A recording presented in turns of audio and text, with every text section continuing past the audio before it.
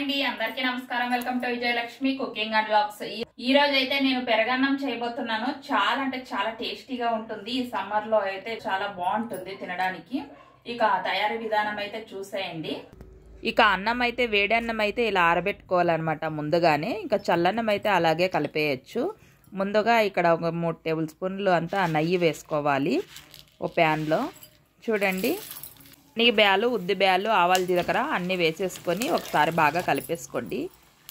ఇక గోడెంపి పలుకులు కూడా వేసేసుకొని ఒకసారి బాగా కలుపుకోవాలి గ్యాస్ స్లిమ్లోనే పెట్టుకొని కలిపేసుకోండి ఇక అలాగే పచ్చికరివేపాకు కూడా వేసేసుకోవాలి అలాగే 2 ఎండుమిర్చి కూడా తుంచి వేసేసుకోవాలి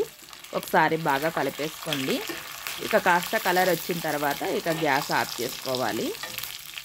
ఇక అన్నం అయితే ముందుగానే ఆరబెట్టుకున్నాం కదా ఇక కాస్త సాల్ట్ వేసేసుకొని అలాగే చిన్నగా కట్ చేసుకున్న గ్రీన్ చిల్లీ ముక్కలు కూడా వేసేసుకొని అలాగే చిన్నగా కట్ చేసుకున్న క్యారెట్ ముక్కలు కూడా వేసేసుకొని అలాగే ఆనియన్స్ ముక్కలు కూడా వేసేసుకొని ఇక పెరుగు అయితే ఒక 1/2 లీటర్ తీసుకున్నాను అనమాట ఇక వేసేసుకొని ఇక కొన్ని నీళ్ళు కూడా వేసేసుకొని ఒకసారి బాగా కలిపేసుకోండి ఎండాకాలం అయితే అప్పుడే స్టార్ట్ అయిపోయింది కదా ఇక అప్పుడప్పుడు ఇలా చేసుకొని తింటే చాలా బాగుంటుంది ఇక ముందుగానే మనం పోపు అంతా రెడీ చేసుకున్నాం కదా ఇక వేసేసుకొని ఒకసారి బాగా కలిపేసుకోండి టేస్ట్ అయితే అదిరిపోతుందండి చాలా అంటే చాలా బాగుంటుంది సింపుల్గా కూడా అయిపోతుంది అనమాట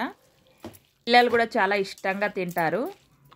చూడండి ఇక బాగా కలిపేసుకున్నాం కదా ఇవైతే ఇక దాళంబరి విత్తనాలు అన్నమాట మీ ఇష్టం ఉంటే వేసుకోండి లేదంటే స్కిప్ చేసేయండి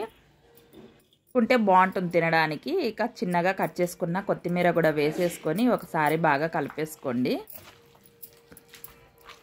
ద్రాక్ష కూడా ఉంటే చిన్నగా కట్ చేసుకొని వేసుకోవచ్చు స్వీట్ ద్రాక్ష ఉంటాయి కదా అవి వేసుకోవచ్చు బాగుంటుంది చాలా బాగుంది